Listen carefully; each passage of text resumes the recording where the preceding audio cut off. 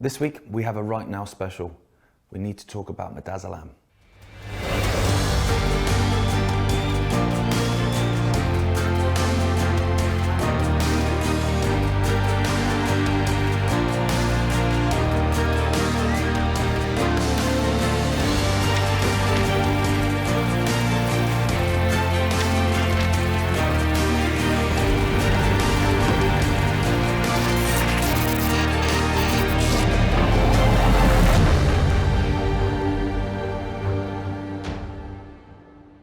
Hello and welcome to Right Now. Jackie Devoy has appeared on Right Now before. She's a journalist, but an actual journalist, not just someone that calls themselves a journalist with their fingers tightly crossed behind their backs. Because she has a reputation for following the truth rather than the route of least resistance, Jackie attracts an awful lot of whistleblowers that want her to share their stories. So, after a year of researching a story and hearing countless real-life accounts, she approached 28 different mainstream media outlets to pitch what she felt was an enormous story. None of them took it. We're talking about a story of state euthanasia and a drug called midazolam. It's a huge story. Surely the mainstream media would want to be the ones that broke it. Well, we'll have to do their jobs for them then. It certainly won't be the first time. Today we'll be hearing from Wayne, Ruth, Emma, Ravi and Celia, 5 whistleblowers that are going to tell us about their personal experiences and their campaigns for justice. We're also going to be talking to former Manchester mayoral candidate Michael Elson.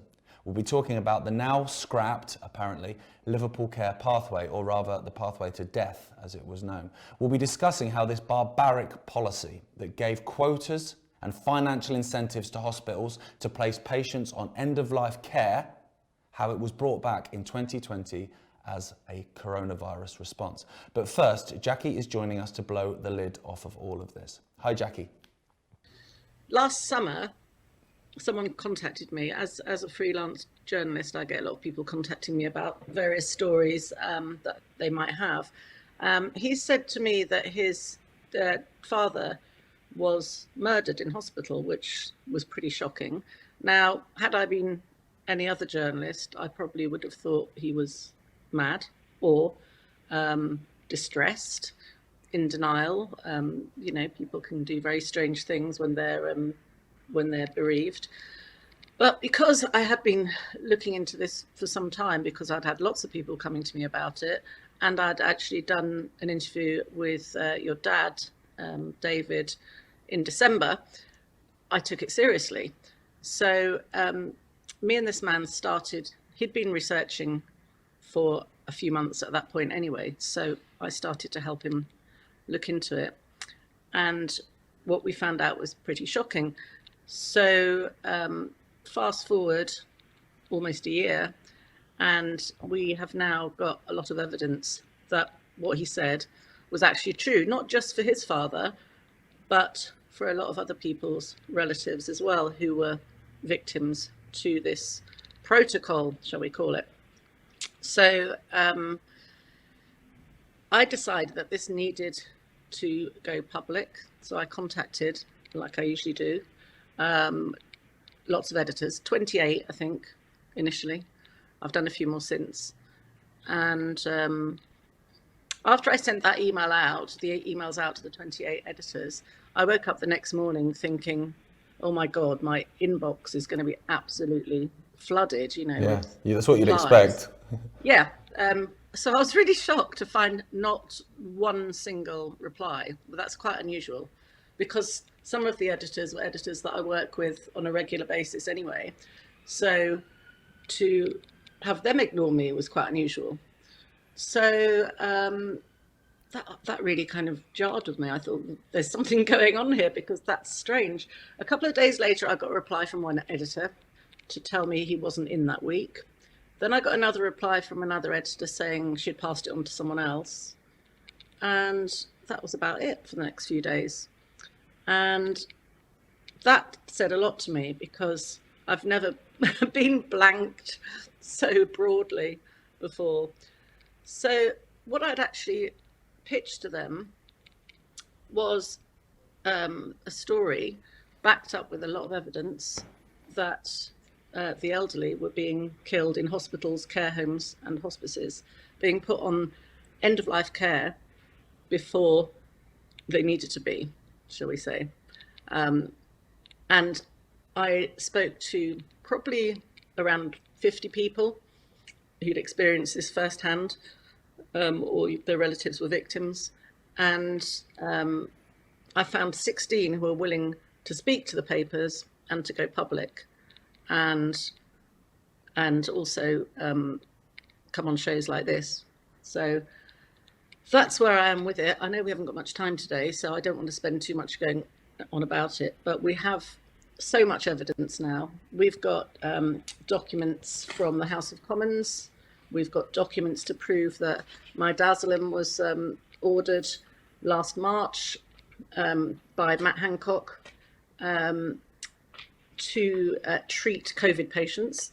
How midazolam can treat COVID patients, I do not know, because COVID is allegedly a respiratory disease, and midazolam works by suppressing the respiratory system, leading to death. The more midazolam you give, the more likely the person is to die. It's used in America as an execution drug, in a huge amount, obviously, just to make sure, but it's a horrible, horrible way to go. I've got evidence that midazolam was given to unconscious patients, people who'd had one jab, fell unconscious, and then while they were unconscious was still being administered it. Why? That doesn't make any sense. There's so many stories, as you know, and we're going to hear some of them today, this evening. So it's really so upsetting.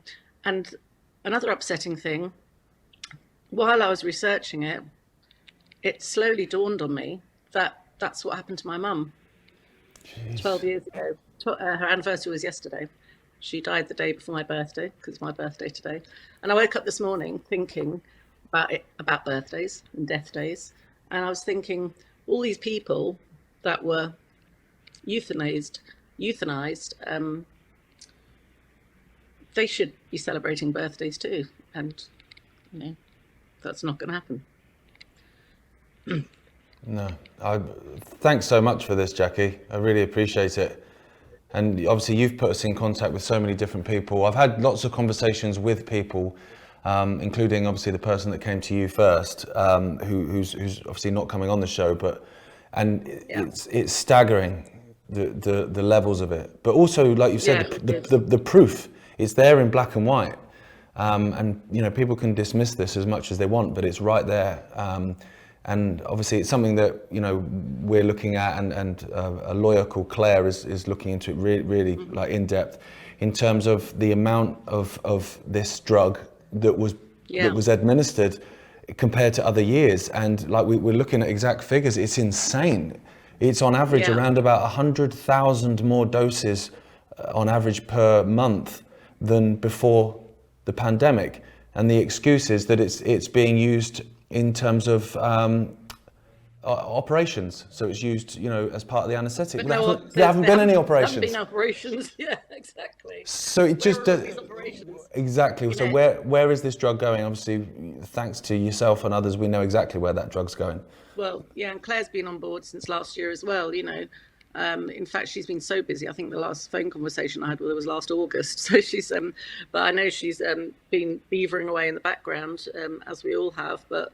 And we're all coming to the same conclusions. And Matt Hancock and co, and the four horsemen of the apocalypse, as a lot of people call them, they need to answer some questions now, because they've got blood on their hands. They really, really have. Absolutely, they have. It's becoming more apparent by the day. Yeah, and I would urge people that are watching this from different countries, have a look at your own public health systems, because I guarantee that midazolam is not just an English thing. No chance. No, not at all. Not at all. Yeah, it's. I think it is happening worldwide. I haven't been able to look into it worldwide. I've only looked into it in the UK, but it's a lot of the people who are going to be speaking on the show today are really nervous about doing it, but they know they have to do it because it can't carry on. No, absolutely not, and we mustn't let them get away with it. Thank you, Jackie. We really appreciate it, and have a lovely birthday as well. Oh, thank you. Yeah. Cheers. Bye. Thank you. Bye. Bye. We were joined yesterday by a lady called Celia who told us about what had happened to her partner. Hello Celia, thank you very much for talking to us. With your story about your partner and the NHS, we're going to go all the way back to 2017, that's right, isn't it? Yes. So what happened? Well, Brian wasn't that well. He had COPD, but he was fine with that, and he had pains in the ribs. So he had a CT scan on the 25th of August, 2017, and the result came back that there's no sign of any cancer. You may have got a hiatus hernia, and we'll refer you to the gastroenterologist. But by the 16th of September, he'd got low saturations.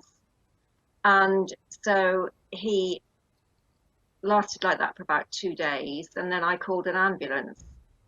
And he was admitted to the Royal Gwent Hospital in, am I allowed to say what hospital?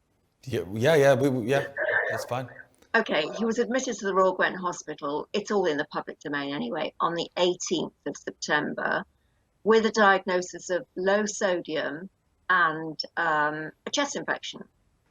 And he was given antibiotics and oxygen, and he was there a week. And then I got summoned into the office, and I was accused of causing his low sodium by giving him unprescribed furosemide, which was totally ridiculous because they'd given it to him, and it was prescribed.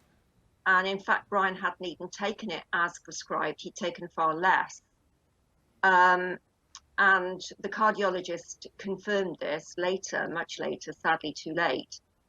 So I was given restricted visiting, and the next day I was allowed in for an hour. I wasn't supposed to go in on a Wednesday, which was the 27th. And that was the day that he was given a medication in error. And he was dead within 90 minutes. He'd been walking around the ward. He was better from the point of view of, his chest infection. He wasn't on oxygen.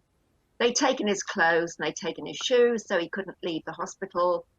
And this illegal dolls had been put on him on the 26th, but nobody knew about it, so nobody could appeal it.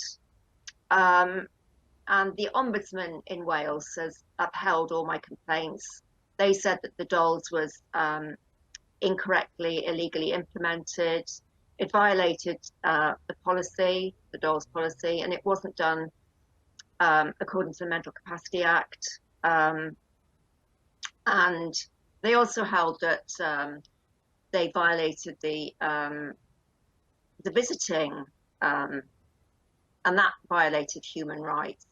The Ombudsman had the capacity and was able to find out all these things because they got the actual notes and they were able to research. But it took until December 2019 for the Ombudsman to report on all this. It took them 18 months.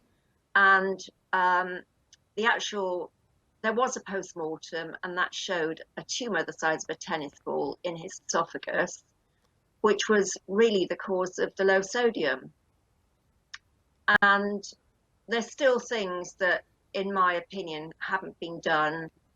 There was a do not resuscitate order, and that was saying he was confused with no relatives. I only found this looking in the notes 10 months after he was dead.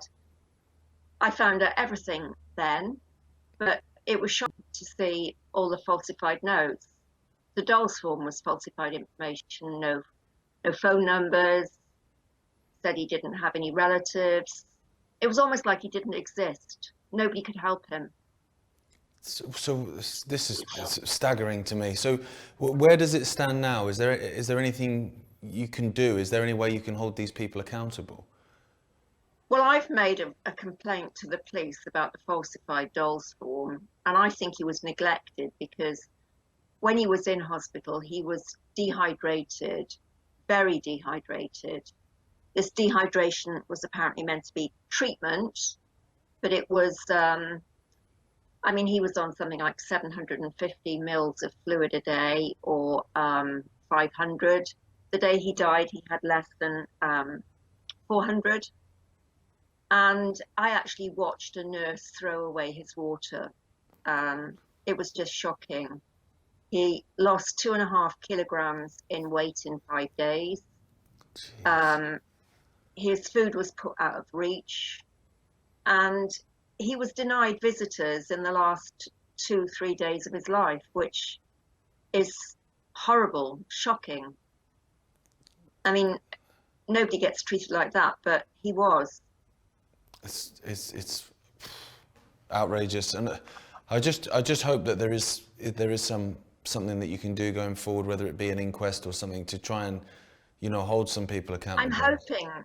I'm hoping to get an inquest, because I haven't seen a doctor since he died, and that's really not right. I mean, I was a nurse, and the people I saw the night he died, one was not even qualified, and the other one had just qualified, and they looked so frightened, and they were kind of like very uneasy and you know, perspiring heavily. It was just very shocking. I've never encountered anything like that in 30 years of working in a hospital. If we could keep in touch, if you don't mind, and let us know if anything moves forward with that inquest, because we'd love to talk about it if indeed this does happen. And I just want to say thank you very much as well for telling us your story, and I sincerely hope that some justice can be meted out. Well, thank you for letting me speak, because so many injustices go unnoticed, and people very often are too shocked to do anything about it, and they just go away, and I just wonder how these people are. But I just feel that, you know, it has to be safer for other people out there, because, you know, Brian can't be safe, but other people could be. Absolutely, and that's what this whole awareness is about. So thank you again, and like I say, please keep in touch. Okay, thank you. Thank you, goodbye.